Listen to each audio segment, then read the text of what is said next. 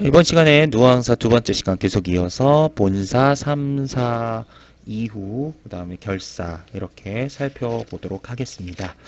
본사 3, 4 부분하고요. 결사 부분 이제 살펴볼 텐데요. 자, 본사 3 부분 넘어가기 전에 앞쪽에서 어떤 내용이었습니까? 전쟁 직후에 그런 어떤 양반으로서의 어떤 초라하고 좀 가난한 그런 현실 속에서 안빈일념, 가난하지만 원망 없이 그 만족하는 마음으로 살려고 하지만 그게 참 뜻대로 되지 않는다고 했죠. 또 이제 농사를 직접 지어야 하는데 소가 없어서 참 안타까워하는 그런 모습이 나왔고요. 이제 본격적으로 이 부분에서는 이제 농사짓기에 그런 어려움, 오히려 이웃집에 소를 빌리러 갔다가 좀 오히려 수모를 당하고 돌아오는 그런 내용들이 좀 나와 있습니다. 한번 보겠습니다. 한기태심하여 시절이 다 늦은제라고 하죠. 한기태심, 가뭄이 몹시 심하여 농사일이 다 늦은 때에 이런 뜻이죠. 한기태심은 가뭄이 크게 심함을 이야기하죠. 가뭄이 크게 심하여 시절이 다 늦은 때에 농사철이 다 늦은 때 서주 높은 논에 잠깐 10배 서쪽 높은 두둑에 잠깐 갠 지나가는 10배 잠깐 지나가는 비에 10비에 도상 무원수를 반값만 대혀두고 라고 했죠. 길 위에 흐르는 물을 반쯤 데워 놓고는 소한적 규마하고 엄섬이 하난 말쌈. 자, 소한적 규마 누가 한 말이냐면요. 이게 소주인이 이웃집의 소주인의 말이죠. 소주인의 말이죠. 이 부분은 야 소한적 빌려줄게 하고 엄섬이 하는 말, 엉성하게 하는 말은 친절하라 여긴 집에 그 집 참 친절하구나 라고 여긴 집에 달없은 황혼에 허이허이 달아가서 자 달이 없는 그런 컴컴한 저녁에 허위허위라고 했죠. 이 허위허위라는 말에서는요.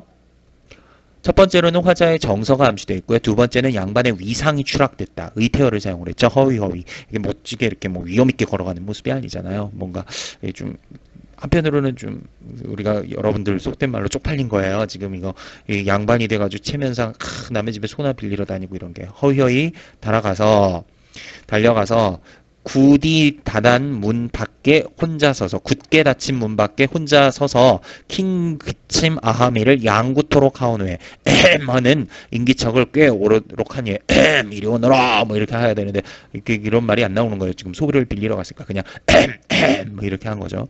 그래서 이 부분에서는 이제 행위와 체면 사이의 갈등이고요. 어와 기니신고 그 누구인가 여기에지만 어와 그 누이신고라고 하는 건 이것도 역시 소주인의 말이죠.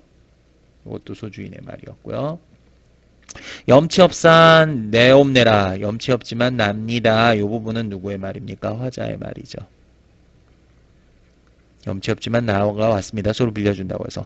초경도 거인데 기 어찌와 계신고. 초경도 다 지났는데, 그러니까 뭐 초저녁이 이제 다 지났는데 어찌 여기에 이렇게 와 계십니까? 여기도 역시 소주인의 말이죠. 이 부분도 초경이다. 근데 어찌 와 계신고. 이 부분도 소주인의 말. 연년에 이러하기 구차한 줄 알지만 해마다 이렇게 하기는 이러하기라는 건 소빌리기. 소빌리기를 구차한 줄. 구차한 줄 알지만 소업성 군가에 해엄 만하 왔삼노라. 자, 소 없는 집에서 가난한 집에서 걱정이 많아 왔습니다. 해엄 만하. 해엄이라는 건 여기서 걱정이 많아 왔습니다. 공안하니 값이나 주엄득조하다만 공짜이지만 값을 치거나 간에 주었으면 좋겠지만 다만 어젯밤 건너집 저 사람이요. 어젯밤 건너집 저 사람이 사는 사람이 목 붉은 수기치를 옥지읍을 구워내고 목이 붉은 숫껑을 옥지읍 구슬 같은 기름에 구워내고 숫껑을 간익은 삼해주를 취하도록 권하거든. 갓익은 좋은 술을 삼해주라는 말은 좋은 술입니다.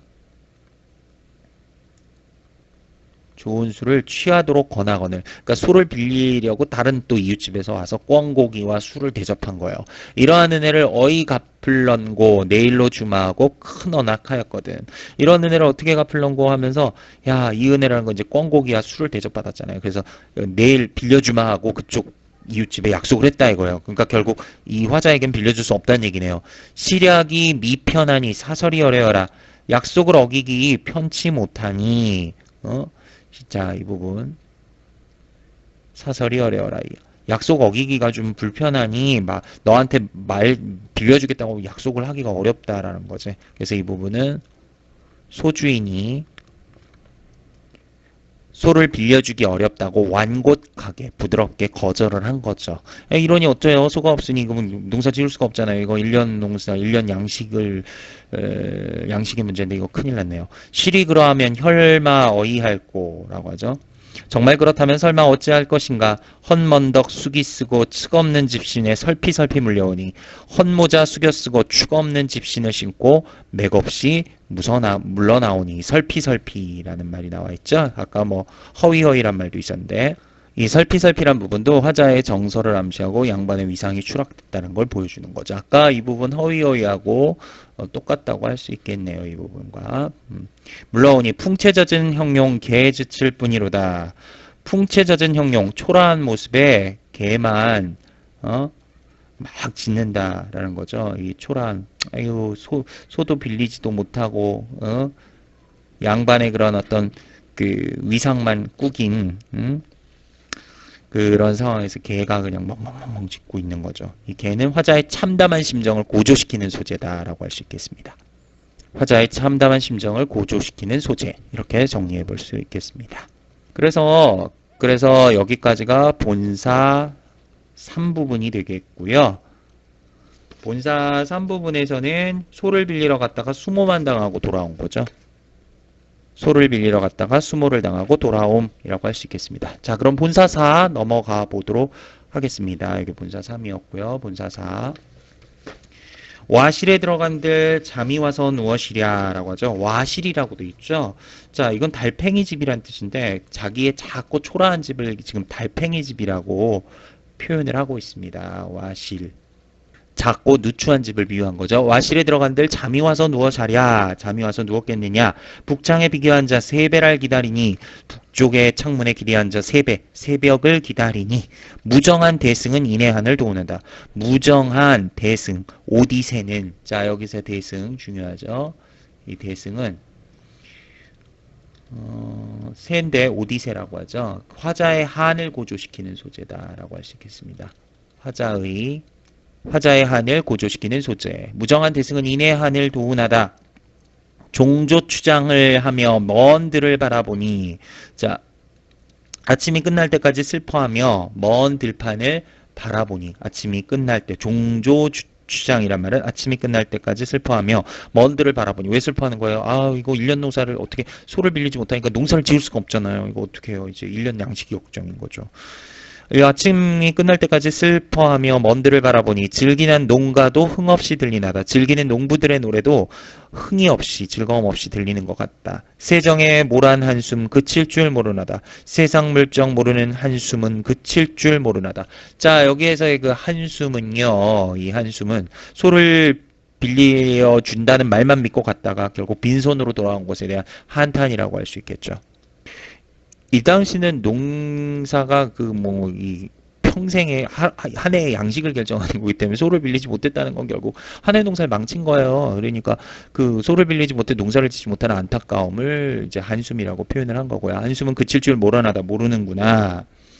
아까운 저 소비난 볕보님도 듀울세고 자 아까운 저 쟁기는 나리선 모양도 좋구나. 쟁기가 뭐예요? 밭 가는데 쓰는 도구잖아요. 소가 있어서 소에다가 이렇게 달아가지고 그걸 밭을 가는 건데 소가 없으니 그걸 쓸 수가 없잖아요. 아무리 잘 갈아놓으면 뭐예요? 소비난 근데 이 소비는 쟁기예요. 쟁기. 저 볕보님도 날선 모양도 좋구나. 가시 엉킨 묵은방도 용케 갈련 많은 가시 엉킨 묵은방도 용케 갈 정도로 아주 날이 잘 서 있는데 허당 변박에 쓸데없이 걸렸구나. 빈집 벽 한가운데 쓸데없이 걸려 있구나. 왜 이제 소를 빌릴 수가 없으니까 아무 쓸모가 없는 거죠. 춘경도 거의거다. 후리쳐 던져주자. 봄에 밭갈이 할 때도 다 지났다. 후리쳐 팽개쳐 던져두자 라고 하죠. 여기에는 이제 농사를 포기하는 거죠. 팽개쳐 던져주자.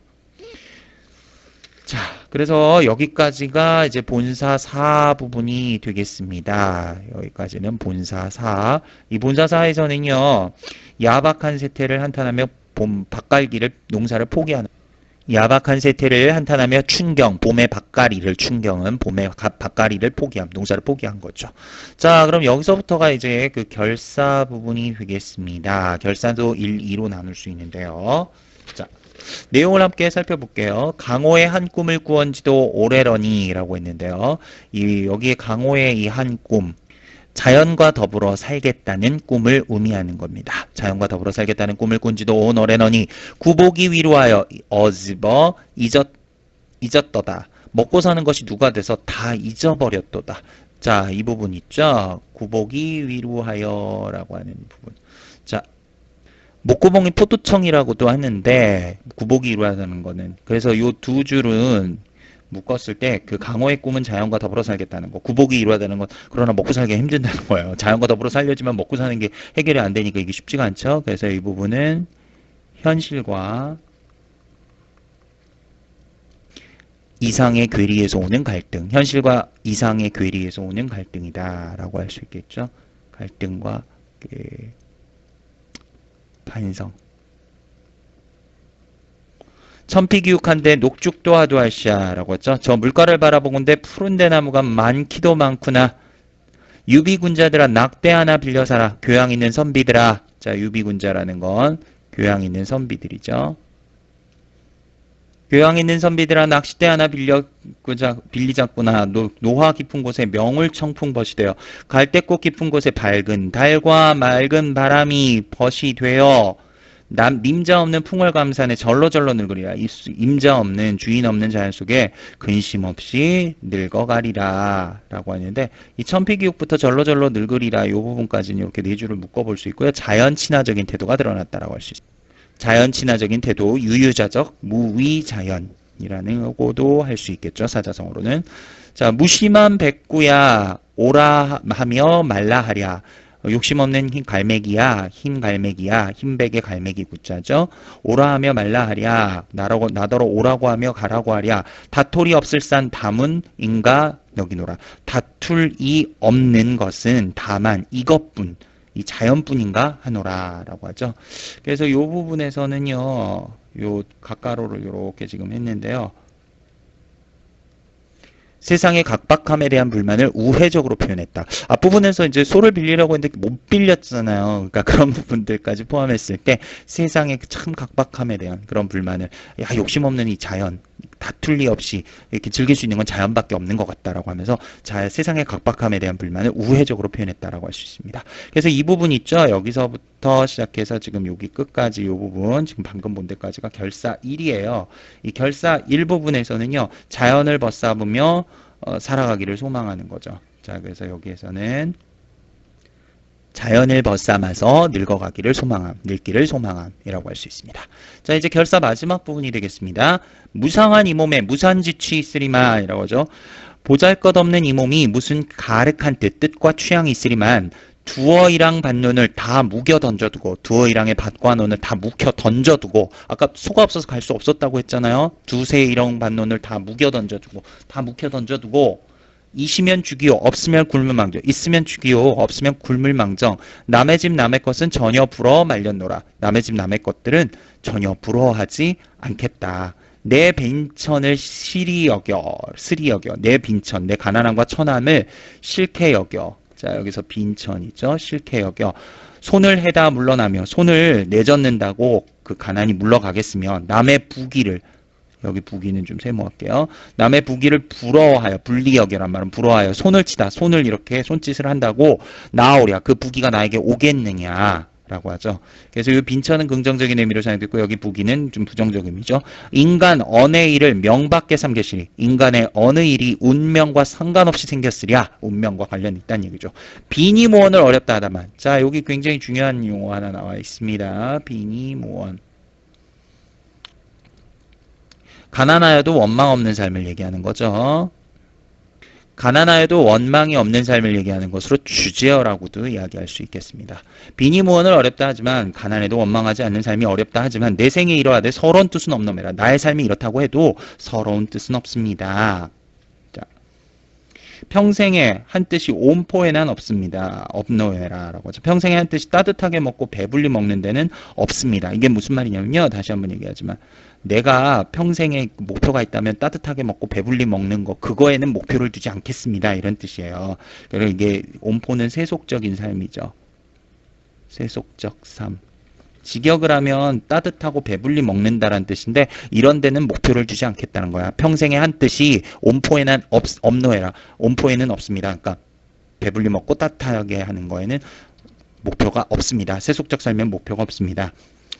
자, 그래서 선비로서 어떤 이상적 삶을 추구하려는 의지가 드러났다. 이 부분은. 선비로서 이상적 삶을 추구하려는 의지가 드러나 있다라고 할 수 있겠습니다. 태평천하의 충효를 이를 삼아라고 하죠. 태평스러운 세상에 충성과 효도를 이로 삼아라고 했는데 충효, 여기서 충효는 긍정적인 의미죠. 충효를 이를 삼아 화형제 신붕으로 외다하리 누이시리. 자, 형제간에 화목하고 친구간에 믿음이 있는 것을 외다하리, 잘못됐다고 할 사람이 누가 있겠는가 라고 했죠. 자, 그래서 요 두 줄은요 유교적 이상의 삶이죠. 선비로서 유교적 이상. 그 밖에 남긴 일이야 삼긴 대로 살려느라. 그 밖에 나머지 일들이야 타고난 대로 살아가겠노라. 운명에 주어진 대로 살아가겠다. 라고 하는 거죠. 자, 그래서 전반적으로 내용은 그 가난한 삶 속에서도 선비의 어떤 지조와 뜻을 일치하는 그런 어떤 삶의 모습을 볼 수 있었어요. 좀 더 자세하게는 소를 빌리러 갔다 소를 빌리지 못해서 결국 농사를 포기하는 그런 괴로운 어떤 그 화자의 마음을 또 내면을 우리가 살펴볼 수 있었고요. 그런 가운데서도 가난하지만 원망 없는 비니무원의 삶을 추구하는 이런 화자의 모습들을 볼 수 있었습니다. 자, 이것들을 좀 참조하셔서 볼 수 있도록 하시고요. 복습하시고 문제도 풀어보시면서 좀 더 내용을 확실하게 다지시기를 바라겠습니다. 수고하셨습니다.